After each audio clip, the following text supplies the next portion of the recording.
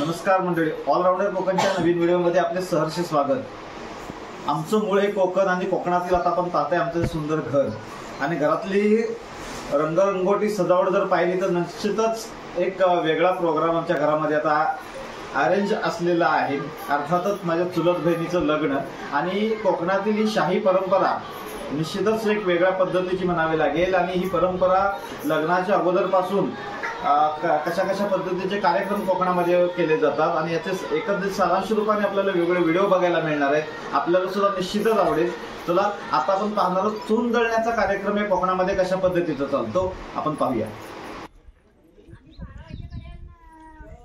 लग्नाच्या अगोदरचा हा विधी अर्थातच चून दळणे म्हणजेच देवघरातील वेगवेगळ्या सगळ्या देवपूजेच्या कार्यक्रमासाठी लागणाऱ्या पोळ्या असतील, लग्नानंतरच्या हळद उतरण्यासाठी लागणाऱ्या पोळ्या, याच्यासाठी असणारे पीठ हे तयार करण्यासाठी जे तांदूळ दळले जातात ते सर्वप्रथम मानाने धुवून आणले जातात आणि ही यथासांग सर्व देवदेवतांची पूजा करून हा कार्यक्रम पार पाडला जातो। आता आपण पाहतोय आमच्या गावचं मरुआई मंदिर, गणपती मंदिर या सर्वांना मानाचा विडा देत आता ह्या आमच्या सर्व महिला मंडळ चून दळण्यासाठी आता निघालेले आहेत आणि गावचा एक जिवंत झरा म्हणावं लागेल, आम्ही त्याला तळ म्हणतो। या तळ्यावरचे पाणी घेत याच्यामध्ये अतिशय पवित्रता बघायला मिळते।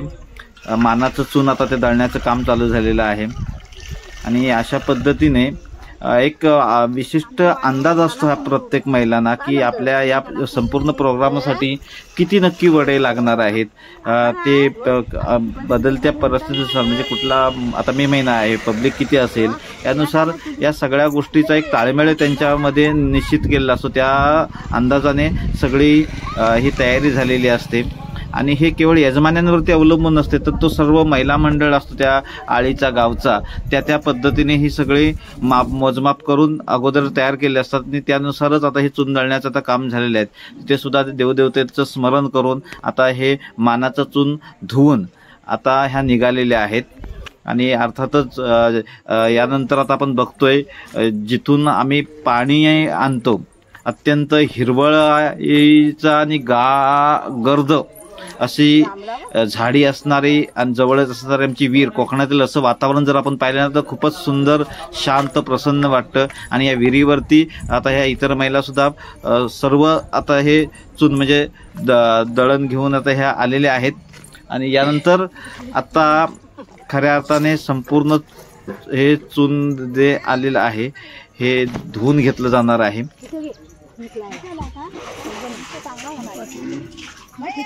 मे महिन्यामध्ये असलेली ह्या विहिरीची जर खोली जर आपण पाहिली म्हणजे पाण्याने किती भरले ते यावरून लक्षात येत असेल की आमच्या इथे पाण्याचा सोर्स हा खूपच चांगला आहे ह्या एरियामध्ये। तरी आपण बघतोय पांढरे शुभ्र तांदूळ धुवून तयार झालेले आहेत।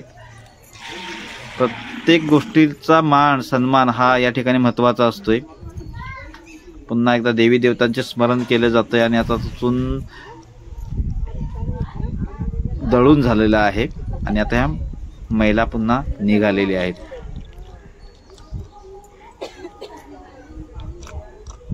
पुन्हाच्या लाई गाईला सुद्धा हे पाणी मिळालेलं आहे।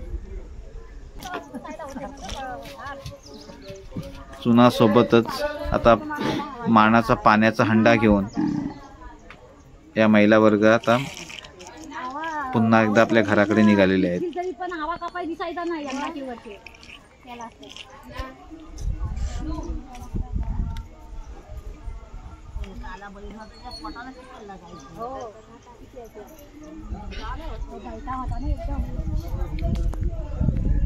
कुठल्या कुटुंबाचा किती गोत मोठा आहे म्हणजे अर्थात नातेवाईक पै पाहुणे येणारी वराडी मंडळी यानुसार चूनाचा मापन केलं जातं।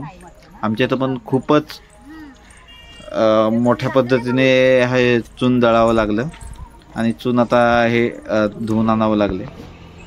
पुन्हा आता हे सगळ्या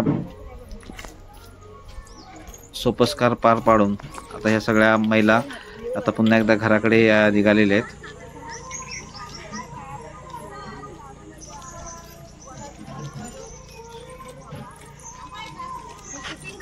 आधीच पाठी ग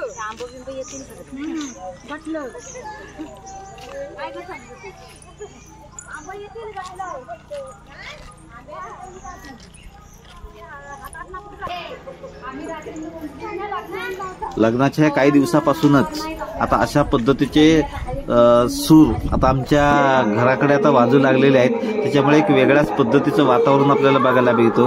आणि ह्या महिला आता अशा पद्धतीने चून धुवून घरी आलेल्या आहेत. यथासांग पद्धतीने त्यांची आता आरती होणार, पूजन होणार. कारण हा एक देवी देवतांची केलेले स्मरण, त्यांना दिलेला मान आणि हा पूर्ण कार्यक्रम पार पाडण्यासाठी मिळवलेले सामर्थ्य हे असं या ठिकाणी म्हणावं लागेल. आणि अशा पद्धतीने या ठिकाणी चून धुवून आता या महिलांच्या इथं आलेल्या आहेत. तर यापुढच्या सुद्धा आपला साखरपुड्याचा आपल्याला व्हिडिओ बघायचा आहे. निश्चितच कोकणातील वेगवेगळ्या संस्कृती जपणारे हे सोहळे आपल्याला पाहायला नक्कीच आवडतील. आपल्या चॅनलवरती जर नवीन असाल तर चॅनलला लाईक करा, सबस्क्राईब करा व शेअर करा. धन्यवाद.